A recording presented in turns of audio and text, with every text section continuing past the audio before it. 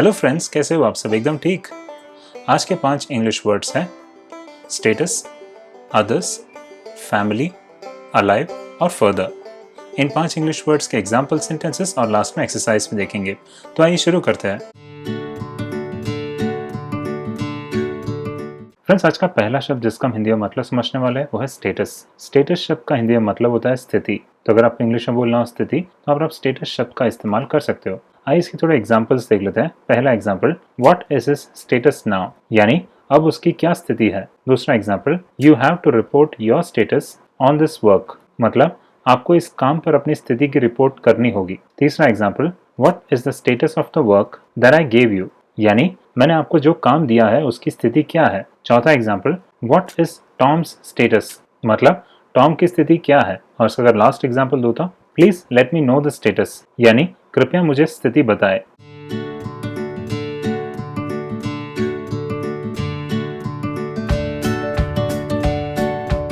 Friends, status शब्द का दूसरा मतलब होता है हैसियत। तो अगर आपको इंग्लिश में बोलना हो हैसियत, तो आप स्टेटस शब्द का इस्तेमाल कर सकते हो। इसे दो एग्जाम्पल से समझते हैं। पहला example, his status in the society got tarnished, यानी समाज में उनकी हैसियत धूमिल हो गई। दूसरा example, do you know his status in the company, मतलब क्या आप कंपनी में उनकी हैसियत जानते हैं।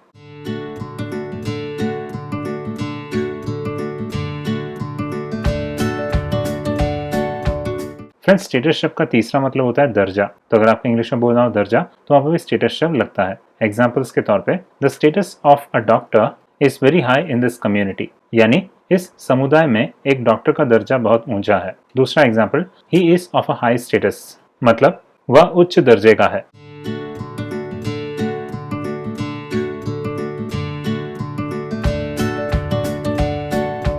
फ्रेंड्स, आज का दूसरा शब्द जिसका हम हिंदी में मतलब समझने वाले हैं वो है अदर्स। अदर्स का हिंदी में मतलब होता है दूसरे। तो अगर आपको इंग्लिश में बोलना हो दूसरे, तो आप अदर्स शब्द का इस्तेमाल कर सकते हो। आइए इसके थोड़े एग्जांपल्स देख लेते हैं। पहला example, please call the others inside, यानी कृपया दूसरों को अंदर बुलाए। दूसरा example, he never cared about what others said, मतलब उन्होंने दूसरों की कही गई बातों की कभी परवाह नहीं की। तीसरा example, please bring the others with you, यानी कृपया दूसरों को अपने साथ लाए। चौथा example, be kind to others, मतलब दूसरों के प्रति दयालु बने। और इसका अगर लास्ट एग्जाम्पल दो तो हाउ आर दी अदर्स, यानी दूसरे कैसे हैं।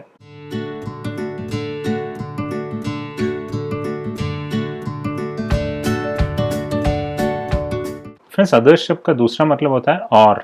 तो अगर आपको इंग्लिश में बोलना हो और, तो वहाँ भी अदर्स शब्द लगता है। एग्जाम्पल्स के तौर पे, शो मी सम अदर्स, यानी मुझे कुछ और दिखाओ। दूसरा example, I have other plans, मतलब मैंने कुछ और सोचा है।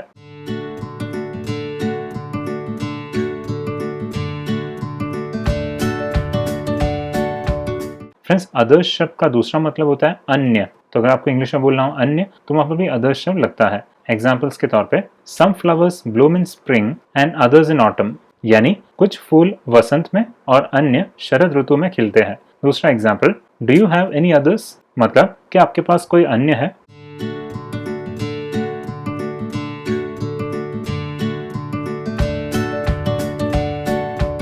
फ्रेंड्स, आज का तीसरा शब्द जिसका हम हिंदी में मतलब समझने वाले हैं वो है फैमिली। फैमिली का हिंदी में मतलब होता है परिवार। तो अगर आपको इंग्लिश में बोलना हो परिवार, तो आप फैमिली शब्द का इस्तेमाल कर सकते हो। आइए इसके थोड़े एग्जांपल्स देख लेते हैं। पहला example, he has a big family, यानी उनका एक बड़ा परिवार है। दूसरा example, we are in talks with his family, मतलब हम उनके परिवार के साथ बातचीत कर रहे हैं। तीसरा example, they invited our family to the wedding, यानी उन्होंने हमारे परिवार को शादी में आमंत्रित किया। चौथा example, how is your family, मतलब आपका परिवार कैसा है। और इसका अगर लास्ट एग्जाम्पल दो तो you are like family to us, यानी आप हमारे लिए परिवार की तरह है।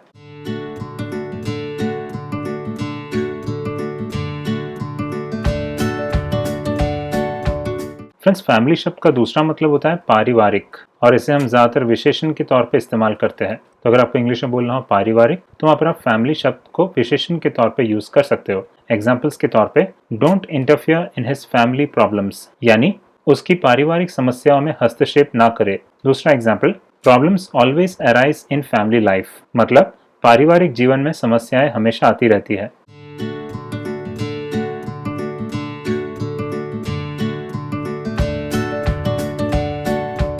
फ्रेंड्स, आज का चौथा शब्द जिसका हम हिंदी में मतलब समझने वाले हैं वो है अलाइव।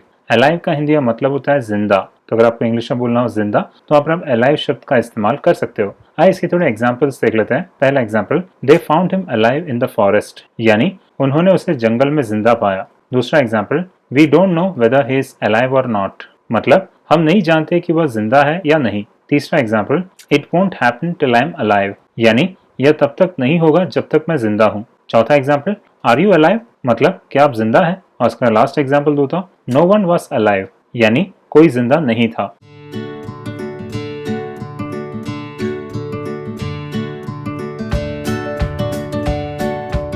फ्रेंड्स, अलाइव शब्द का दूसरा मतलब होता है जीवित, तो अगर आपको इंग्लिश में बोलना हो जीवित तो वहां पर भी अलाइव शब्द लगता है। एग्जाम्पल्स के तौर पे, कीप योर होप्स अलाइव, यानी अपनी आशाओं को जीवित रखे। दूसरा example, if you keep your hopes alive you can win, मतलब यदि आप अपनी आशाओं को जीवित रखते हैं तो आप जीत सकते हैं।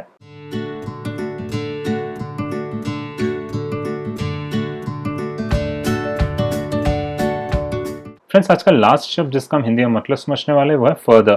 फर्दर का हिंदी में मतलब होता है आगे, तो अगर आपको इंग्लिश में बोलना हो आगे तो आप फर्दर शब्द का इस्तेमाल कर सकते हो। आइए इसके थोड़ा एग्जांपल्स देख लेते हैं। पहला example, he didn't say any further, यानी उन्होंने आगे कुछ नहीं कहा। दूसरा example, what should we do further, मतलब हमें आगे क्या करना चाहिए। तीसरा example, I told them to move further, यानी मैंने उन्हें आगे बढ़ने के लिए कहा। चौथा example, I can't go any further, मतलब मैं आगे नहीं जा सकता। और इसका लास्ट एग्जाम्पल दो तो, I didn't try to go any further, यानी मैंने आगे जाने की कोशिश नहीं की।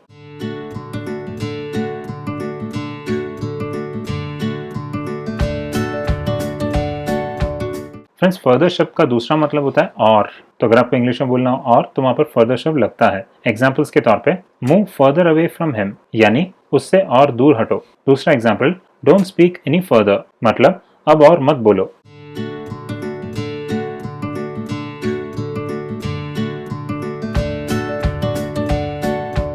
फ्रेंड्स, अब एक्सरसाइज की बारी है। जो 5 शब्द हमने इस वीडियो में देखा वो ऊपर विकल्प के तौर पर दिए गए हैं। आपको इन पांचों विकल्प में से एक विकल्प इस खाली जगह पर रखना है और इस सेंटेंस को पूरा करना है। तो आइए शुरू करते हैं। पहला question, I will go and tell the dash, यानी मैं जाऊंगा और डैश को बताऊंगा, तो यह शब्द लगेगा।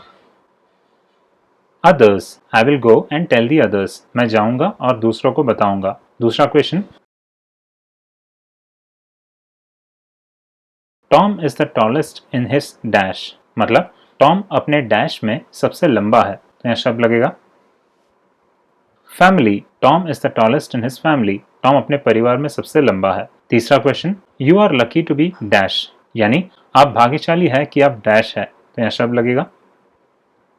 Alive, you are lucky to be alive, आप भाग्यशाली है कि आप जिंदा है। अगला question, we are all interested in the dash of world affairs, मतलब हम सभी विश्व मामलों की डैश में रुचि रखते हैं, तो यह शब्द लगेगा।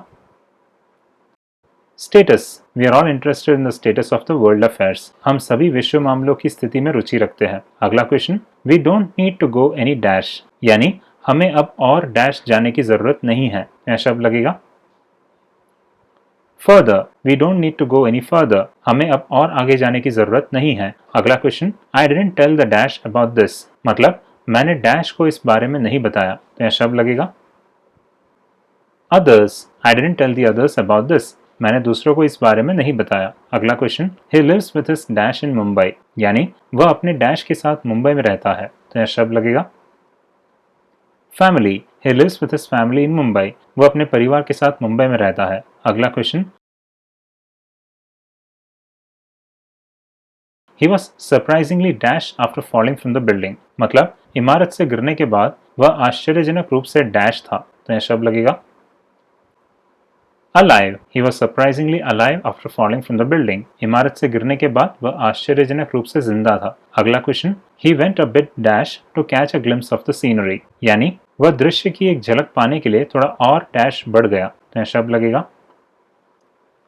Further, he went a bit further to catch a glimpse of the scenery, वह दृश्य की एक झलक पाने के लिए थोड़ा और आगे बढ़ गया। और आज का last question, what is the dash of his health, मतलब उसके स्वास्थ्य की डैश क्या है, यह शब्द लगेगा।